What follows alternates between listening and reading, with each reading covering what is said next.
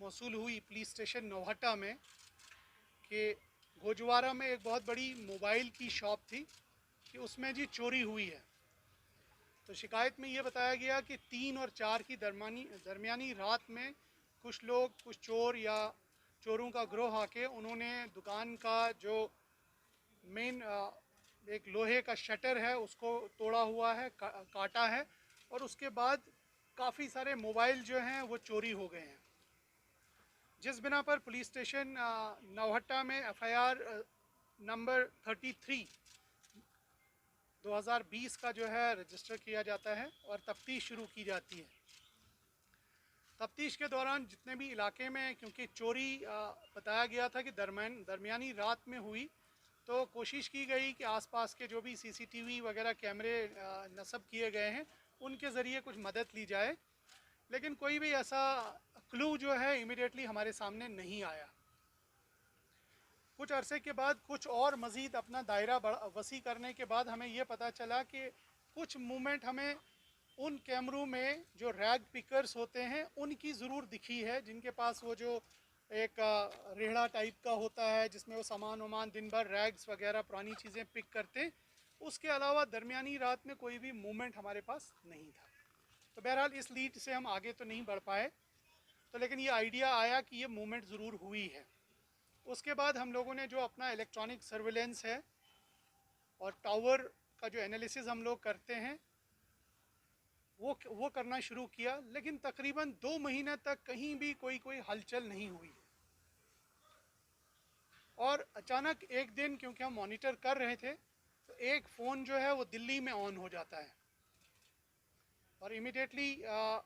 जो हमारी पार्टी है पुलिस स्टेशन नौहट्टा से वो रवाना की जाती है और उन्होंने एक बंदे को जिसका नाम अब्दुल रज़ाक था, उसको दिल्ली में ये है जे कॉलोनी भवाना दिल्ली में उनको धर लिया उस बंदे को। और जब उससे मज़ीद पूछताछ की गई तो वहाँ पे उस पूछताछ के बाद उसने किसी एक ठिकाने की तरफ निशानदेही की जहाँ से 112 मोबाइल जो है हमें वहीं से बरामद हुए। इसमें दिल्ली पुलिस की भी हमें लोकल असिस्टेंस वहाँ लेनी पड़ी, उन्होंने हमें उसमें हेल्प किया। तो जब अब्दुल रज़ाक की मज़ीद पूछताछ यहाँ पे की गई, श्रीनगर उनको शिफ्ट किया गया, श्रीनगर के बाद और उससे मज़ीद पूछताछ की गई, तो उसने अपने 2 साथियों का नाम बताया जो कि दोनों दिल्ली के हैं, लेकिन हाल में अभी कुलगाम में कोई मज़दूरी का जो है काम करते हैं। तो वहाँ उनको हम लोगों ने पार्टी भेज के ये हरनाग अनंतनाग में है, अनंतनाग में उनको पकड़ा गया और उनके कब्ज़े से 11 जो स्टोलन मोबाइल्स थे वो बरामद हो गए। इसमें 2-3 चीज़ें हैं जो मैं बाकी भी ताजिर हजरात की नॉलेज में लाना चाहता हूँ कि ये लोग रैग पिकर्स बन के उस इलाके में दिन में पूरा रैकी करते थे, घूमते थे। और इस दुकान के ऊपर इनकी ख़ास नज़र थी क्योंकि डाउनटाउन में काफ़ी बड़ी सी दुकान है ये गोजवारा चौक में, और ये देखते थे कि कब कब इसकी सप्लाई आती है और कब इसका माल ज़्यादा होता है। तो उसको ये काफ़ी दिन से ऑब्ज़र्व करते थे, दिन में एज अ रैग पिकर बन के उसकी दुकान के सामने भी गत्ते वत्ते का डिब्बा विब्बा उठाते रहते थे और सामान पे नज़र रखते थे।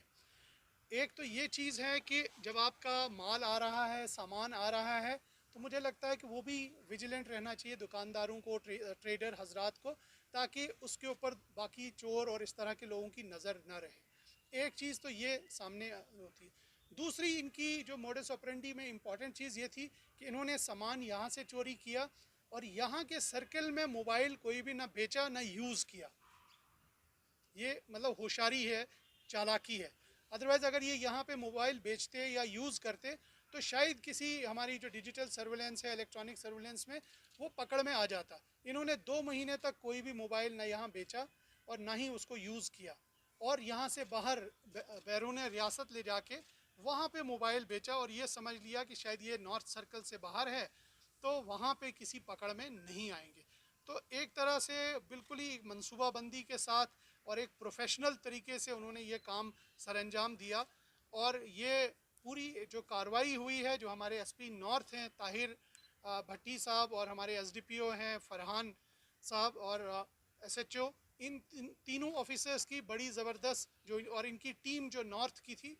अलग अलग जगहों पे पुराने जितने भी इस तरह के वाक़े हुए हैं उन केसेस को उन्होंने स्टडी किया, उनमें से एक्यूज़ को लाके पूछताछ की और फाइनली इस पे पहुंच गए। और एक बहुत बड़ी कार्रवाई हुई जिसमें तकरीबन 25 लाख के करीब के मोबाइल जो आपके सामने अभी हम दिखाएंगे जो रिकवर हुए और जो ब्रांड न्यू हैं, इनके बाकी डिब्बे और गत्ते भी हमारे पास है जो आपके सामने हैं। तो मुझे लगता है कि श्रीनगर पुलिस की एक बहुत बड़ी कामयाबी है ये, और चोरी निकालना एक बहुत मेजर चैलेंज होता है और इस तरह के केस को इन्होंने पूरा सॉल्व किया और कुछ ही दिनों में हम इसको पाए तकमील पे ला के कंसर्न अदालत मजाज में भी इसको चालान की सूरत में पेश करेंगे। तो ये डिटेल्स थी जो हम आप लोगों के साथ शेयर करना चाह रहे थे।